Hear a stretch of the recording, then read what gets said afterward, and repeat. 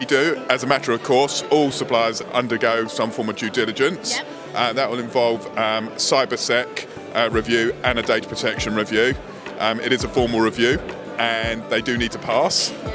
We don't always get them right at the beginning of the process.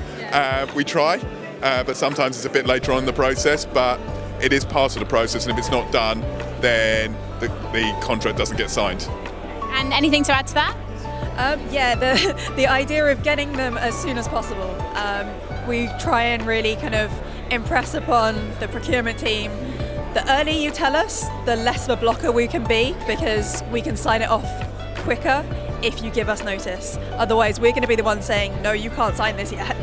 For us, it's very important because we outsource quite a lot. Yeah. So supplier due diligence is very, very critical because supply chain is a major risk. Yeah, we do conduct initial third-party due diligence at the outset to ensure that our suppliers are compliant with data privacy laws, but also is not a risk to our business or reputation.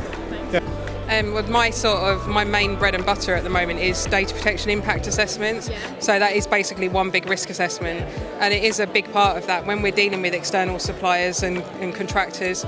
We need to do our due diligence, and it is really important that we understand who they are and what they're about, and what measures they take to protect the data that we're letting them use. Yeah, so we have a process within Sunbelt where, so I'm the DPO for Sunbelt and I work with my colleagues in information security, and it's absolutely a joint exercise in vetting our vendors.